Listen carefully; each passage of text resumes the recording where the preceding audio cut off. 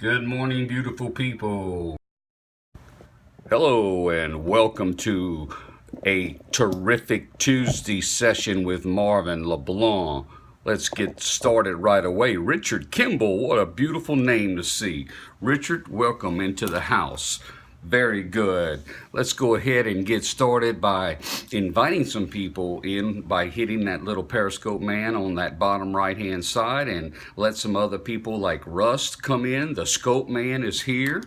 Okay, there's some people that are desiring some specific material on sales, and that is what I have dedicated my life's work to. So we're going to get right to it and deliver some served up content. Let me go get a little sip of coffee. Do you guys have your coffee? Okay, Scope Man. Thank you so much for sharing, Scope Man. Very good, very good. Welcome. Come on in. Come on in. Tell me where you guys are from. That'll be good. Oh, Scope Man has gone deep. He went and got him some special coffee this morning. The Starbucks coffee. I actually went to the first Starbucks coffee shop in Seattle, and it was just a kind of little small little nothing, but somebody had a dream, and I can promise you that person, whether he knew my language or not, whether he knew my format or not, he followed this format. Los Angeles is in the house. Thank you for sharing with your followers, Richard Kimball. I appreciate it greatly. I expect other individuals to be coming in. Do realize that all of my scopes are replayed. You can get the replay broadcast at catch.me/LeBlanc. That's katch.me/Marvin LeBlanc. And as always, you can go to my Periscope background page, and you can drop tips and donations in to that paypal.me account that will guarantee that I will be grateful and appreciate it, and also a portion of all of those contributions that go into my PayPal account do go to support the American Diabetes Association, because no one should ever lose their mother at 56 years old with complications to diabetes. Okay, so we've got some people in the house, and this right here is something that you need your pencil and paper. It's something that you can look at and read and chew on every single day. Here's the deal. Lots of people want desired results, but don't know how to get to those desired results. Does everybody hear me? It would help if I plugged it in, right? Does everybody hear me just fine? Give me a little yes. Thank you very much. Does everybody hear me? Okay. All right, very good. Thank you so much, Richard. Okay, so you do hear me. Excellent. So here's the thing. We want desired results in sales, but we might not know that sales is part science. It's not just art. It's also part science. And so what we want to do is look at what are the 4 critical aspects to getting those desired results. Okay, it's as definitive as math. So here's the formula. Let's get right to it on this terrific Tuesday. Number 1, the formula is going to be written across the page just like this. So aspect number 1 is you have to have the right attitude plus the right skills plus the right actions minus excuses equals desired result. So let's pick that apart. The right attitude is such that if you wake up in the morning and you haven't mentally presented yourself at such a way that you're not ready to greet the day, you're not ready for the first client, then you got no shot of making this formula work. So we have to constantly work on our attitude. We have to constantly read. Leaders are great readers, and sales professionals or managers, okay, we're all actually in sales. We're always selling a concept. We're always selling a product. We're always selling a service. Okay, what is our attitude? So do I have the right attitude? That's the very beginning of this formula.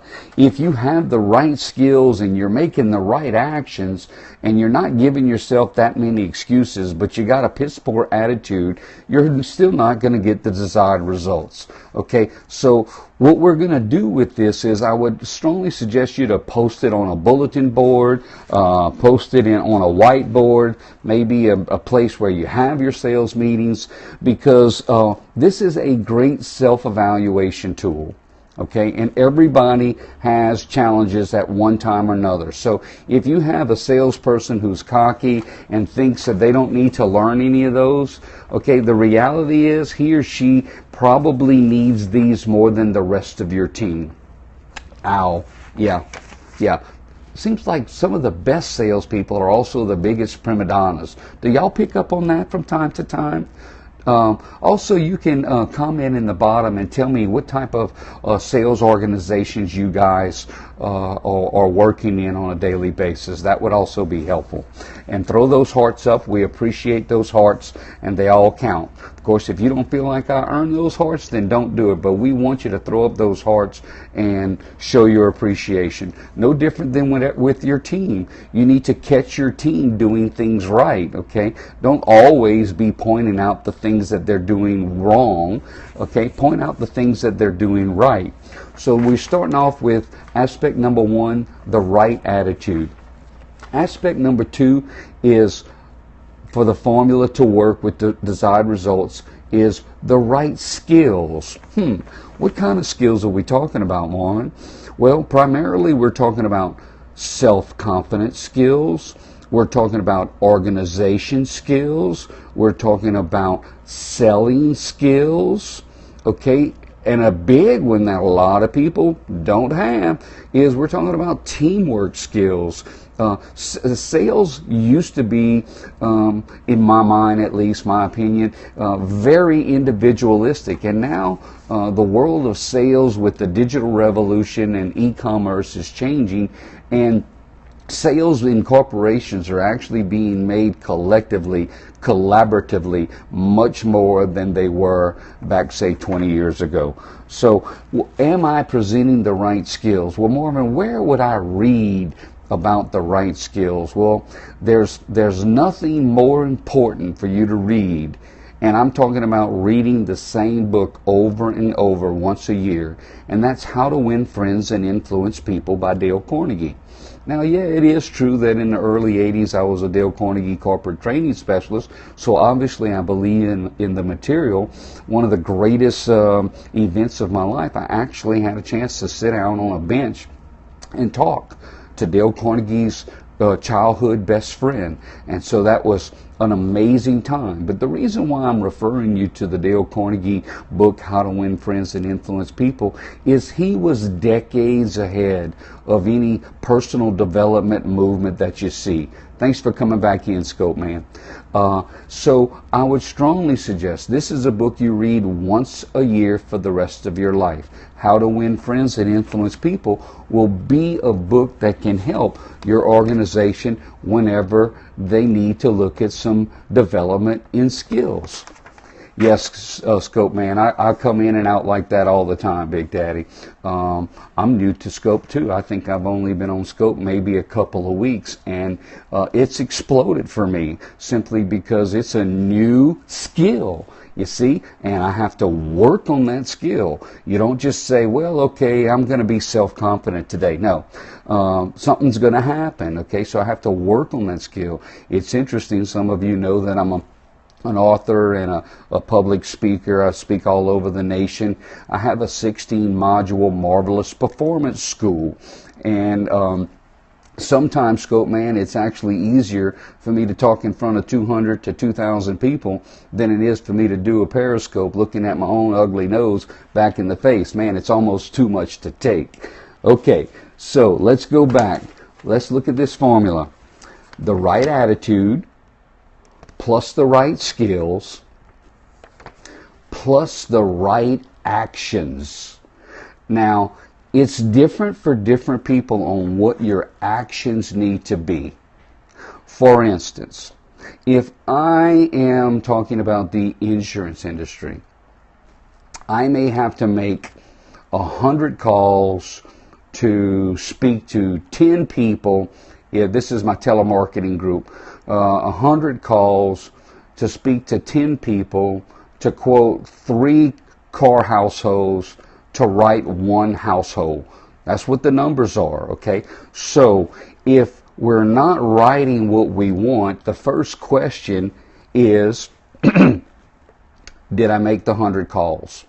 Now, I do telemarketing, so that's proactive, okay, and it's still a spray and pray kind of marketing tactic, but quite frankly, what I enjoy the most is permission-based marketing.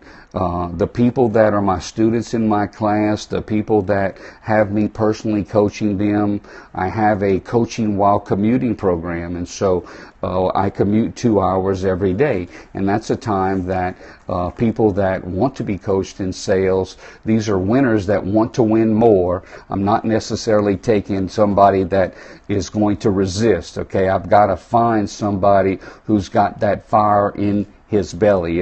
If him or her doesn't start with the fire in the belly, it's going to be hard. I can inspire them, but I cannot motivate them to act if they don't have a true ardent desire. Okay, so if you don't have a true ardent desire, you probably need to go to work for somebody else, or get an hourly wage at Walmart, which is fine. Some people do that. But in sales, it's creative. In sales, you have to have courage. In sales, you have to make something out of nothing. And for me, the profession of selling is the most honorable profession on the planet, okay? Nothing happens without us. So, what is that formula? The formula is the right attitude plus the right skills plus the right activities. Are you making a certain number of calls? How many referrals do you get at the end of every conversation, whether it's on the phone or whether it's in person? Do you forget to ask for the referral? A quick little story. It's the early 80s. I'm in my 20s. I'm putting together a Dale Carnegie sales course, and I'm 22 years old. I walk into Calcasieu Marine Bank in Lake Charles, Louisiana. I greet politely this lady who is a loan officer there. She takes me into her office. I explain what it is that I'm trying to do and how I can benefit that community. She had a positive experience before with the Dale Carnegie courses. She did not buy anything from me that day. But you know what she did? She pulled out a Rolodex, for those of us on a call that can remember a Rolodex, and she gave me the names and phone numbers of 28 people. 60-something% of that class, when it was filled with those 44 students, came off of the referrals that lady gave me that day, and that lady did not purchase my product. Now I want you to hear that. If you are likable and you are presentable and you are authentic, there's referrals to be received from people who didn't necessarily buy from you. So we can get those referrals there. We certainly can get those referrals when someone gives us a check. But we should not get referrals in the wrong way. And there's some other scopes that I have. If you go to catch.me/MarvinLeBlanc, there's several scopes waiting for you for free on how to ask for the referral and avoid commission breath, is what I call it. Okay, so does everybody have this written down? The right attitude plus the right skills plus the right actions minus the excuses.